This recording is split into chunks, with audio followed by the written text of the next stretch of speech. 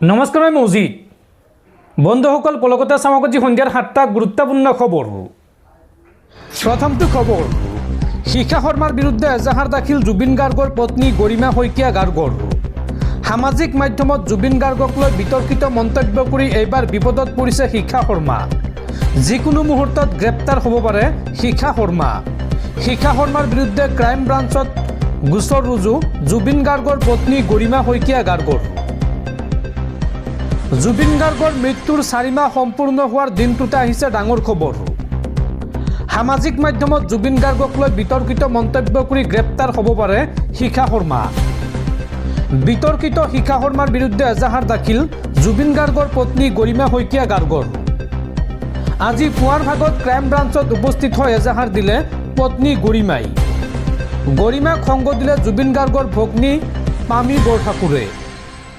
উল্লেখযোগ্য যে বিগত কেইবাদিন ধৰি জুবিন গাৰ্গক লৈ শিখা শৰ্মাই কৰি আহিছিল বিৰূপ মন্তব্য, আৰু এই সন্দৰ্ভত আজি এজাহাৰ দাখিল কৰিছে জুবিন গাৰ্গৰ পত্নী গৰিমা শইকীয়া গাৰ্গে। আৰু এতিয়া যিকোনো মুহূৰ্তত গ্ৰেপ্তাৰ হ'ব পাৰে শিখা শৰ্মা। জুবিন গাৰ্গৰ চৰিত্ৰক লৈ কেইবাটাও ফেচবুক পোষ্ট দিছিল শিখা শৰ্মাই, আৰু জুবিন হত্যাৰ অভিযুক্তসকলৰ কোনো দুখ নাই বুলি মন্তব্য কৰি আহিছে শিখা শৰ্মাই। আৰু সেইগৰাকী শিখা শৰ্মাৰ বিৰুদ্ধে এতিয়া এজাহাৰ দাখিল কৰিছে জুবিন গাৰ্গৰ পত্নীয়ে। পৰৱৰ্তী খবৰ, কংগ্ৰেছ ত্যাগী প্ৰাক্তন আমচু নেতা ৰেজাউল কৰিম চৰকাৰৰ পক্ষত এইবাৰ AIUDF প্ৰধান মৌলানা বদৰুদ্দিন আজমল। বদৰুদ্দিন আজমলে মুকলি ঘোষণা কৰি কয় যে আমাৰ দললৈ আহিলে আদৰি ল'ম। AIUDFৰ দুৱাৰ খোলা আছে ৰেজাউল কৰিম চৰকাৰৰ বাবে। আল্টু ফাল্টু দলত যোগদানৰ পৰা বিৰত থকাৰ পৰামৰ্শ ৰেজাউল কৰিমক বদৰুদ্দিন আজমলৰ। AIUDFলৈ আহিলে আজমলে আদৰি ল'ব ৰেজাউল কৰিম চৰকাৰক। ৰেজাউল কৰিম চৰকাৰৰ সৈতে মই সদায় আছোঁ, এই মন্তব্য বদৰুদ্দিন আজমলৰ। কংগ্ৰেছ ত্যাগী ৰেজাউল কৰিম চৰকাৰৰ পক্ষত এইবাৰ বদৰুদ্দিন আজমল। ৰেজাউল কৰিমক আল্টু ফাল্টু দলত যোগদানৰ পৰা বিৰত থকাৰ পৰামৰ্শ। ৰেজাউল আমাৰ দললৈ আহিলে আদৰি ল'ম বুলি মুকলি ঘোষণা আজমলৰ।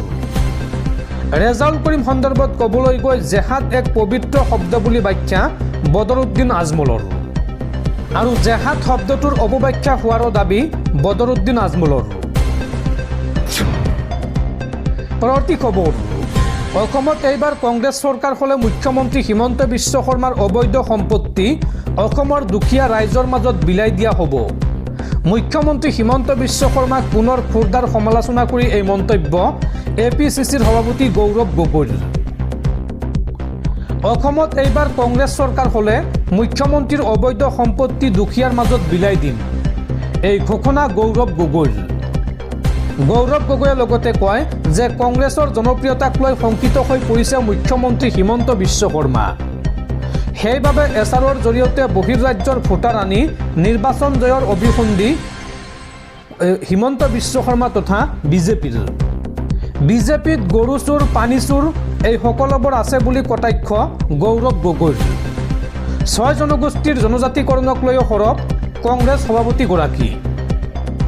হাজোত মুখ্যমন্ত্ৰী হিমন্ত বিশ্ব শৰ্মাক এইদৰে খুৰদাৰ সমালোচনা কৰে APCCৰ সভাপতি গৌৰৱ গগৈয়ে। দৰ্শকসকল, আৰু বহুতো গুৰুত্বপূৰ্ণ খবৰ আছে। তাৰ আগতে আপোনাক জনাওঁ যে যদি আপুনি এতিয়ালৈকে এইটো ভিডিঅ'ত লাইক কৰা নাই তেন্তে এতিয়াই ভিডিঅ'টোত লাইক কৰি দিয়ক, আৰু এনেকুৱা ধৰণৰ ভিডিঅ'সমূহ নিতৌ চাবলৈ চেনেলটো ছাবস্ক্ৰাইব কৰি কাষত থকা বেল আইকনটো প্ৰেছ কৰি ৰাখক।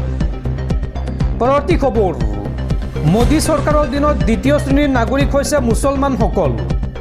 ধৰ্মীয় পৰিচয়ৰ ভিত্তিত অপমানৰ সন্মুখীন হৈছে দেশৰ মুছলমানসকল। এই বিস্ফোৰক মন্তব্য কেৰালাৰ মুখ্যমন্ত্ৰী পিনাৰায় বিজয়নৰ। মোদী চৰকাৰৰ দিনত দ্বিতীয় শ্ৰেণীৰ নাগৰিকলৈ ৰূপান্তৰ হৈছে মুছলমানসকল। নাগৰিকত্ব আইন নতুন ৱাকফ আইনে বঞ্চনা কৰিছে মুছলমানক।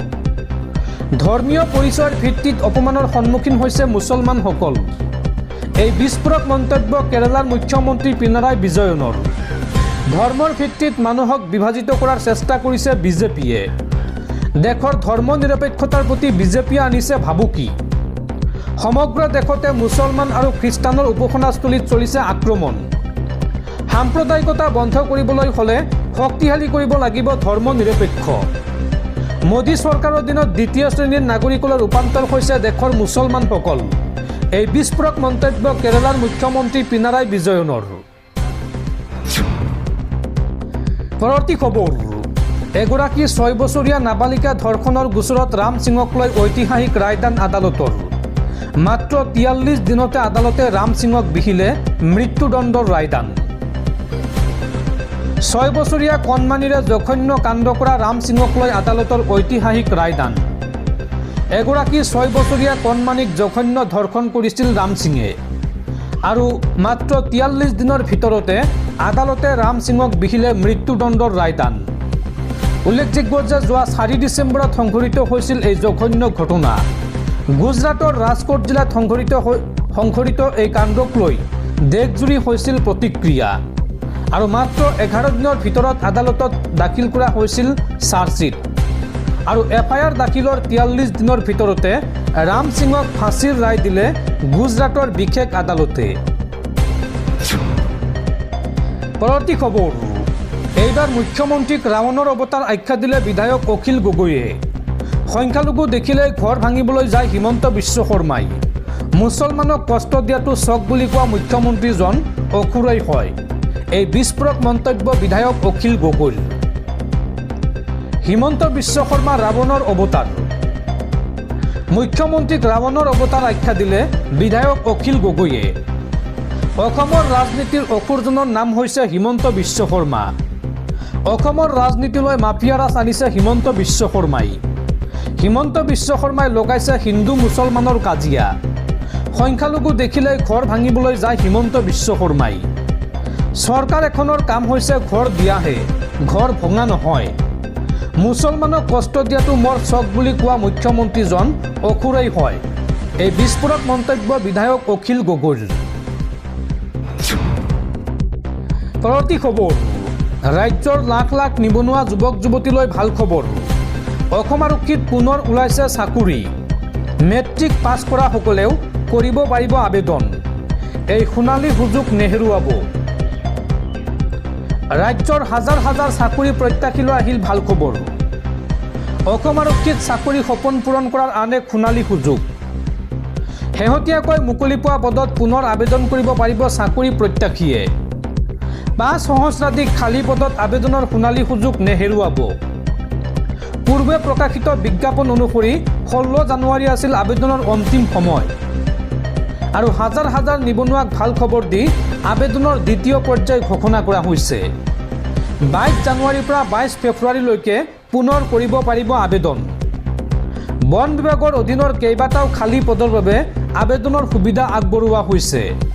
কিছুমান পদত আবেদন কৰিব পাৰিব 10ম শ্ৰেণী পাছ কৰাসকলেও, অৰ্থাৎ মেট্ৰিক পাছ কৰাসকলেও কৰিব পাৰিব আবেদন। প্ৰথম পৰ্যায়ৰ আবেদনকাৰীয়ে 21 জানুৱাৰীলৈকে কৰিব পাৰিব সংশোধনী। এই ঘোষণা কৰিছে অসম চৰকাৰে। পৰৱৰ্তী খবৰ, দেশৰ কোটি কোটি মুছলমান লোকলৈ ভাল খবৰ। অতি শীঘ্ৰে অযোধ্যাত নিৰ্মাণ কৰা হ'ব আটকধুনীয়া মছজিদ। তাজমহলতকৈও ধুনীয়া হ'ব এই নতুন মছজিদটো। এই মছজিদত কি কি সুবিধা থাকিব চাওঁ আহক। দেশৰ কোটি কোটি মুছলমান লোকৰ বাবে জৰুৰী খবৰ। 2026 এপ্ৰিলত হ'ব পাৰে অযোধ্যাৰ মছজিদ নিৰ্মাণৰ কাম। ডিজাইনৰে বিলম্ব হৈছে মছজিদ নিৰ্মাণৰ কাম। উচ্চতম ন্যায়ালয়ৰ নিৰ্দেশত বিকল্প ভূমিত নিৰ্মাণ হ'ব আটকধুনীয়া মছজিদ। ৰাম মন্দিৰৰ পৰা 20 কিলোমিটাৰ দূৰত ধনীপুৰত চৰকাৰে প্ৰদান কৰিছিল 5 একৰ ভূমি আৰু এই 5 একৰ ভূমিত তাজমহলতকৈও ধুনীয়া হ'ব এই ধনীপুৰৰ এই মছজিদ। মছজিদ চৌহদত থাকিব চিকিৎসালয়, পুথিভঁৰাল আৰু শিক্ষানুষ্ঠান।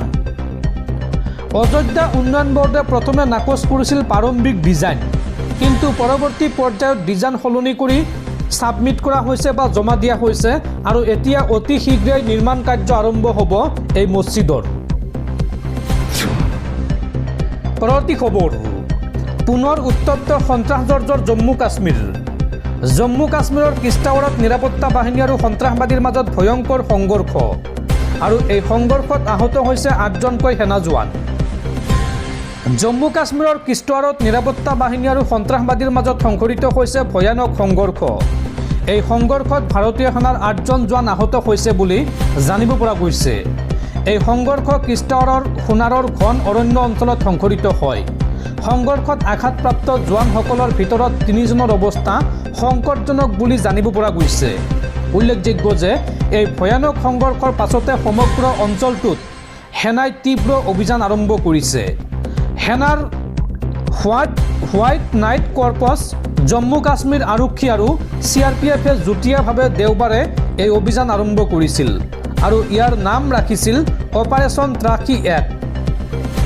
শেহতীয়া তথ্য অনুসৰি সন্ত্ৰাসবাদীৰ দলটো পাকিস্তান ভিত্তিক কুখ্যাত সন্ত্ৰাসবাদী সংগঠন জইচ-ই-মহম্মদৰ সৈতে জড়িত থকাৰ সম্ভাৱনা আছে বুলি উল্লেখ কৰিছে। অভিযানৰ সময়ত জোৱানসকলে সন্ত্ৰাসবাদীৰ এটা দলক ঘেৰি ধৰিছিল, কিন্তু সেই সময়তে সন্ত্ৰাসবাদীয়ে অতৰ্কিতে সেনালৈ লক্ষ্য কৰি গ্ৰেনেড নিক্ষেপ কৰে আৰু ইয়াৰ ফলত 8জন জোৱান আঘাতপ্ৰাপ্ত হয়। ইয়াৰে 3জন জোৱানৰ অৱস্থা গুৰুতৰ হোৱাৰ বাবে তেওঁলোকক উন্নত চিকিৎসাৰ বাবে বিমানযোগে লৈ যোৱা হয়।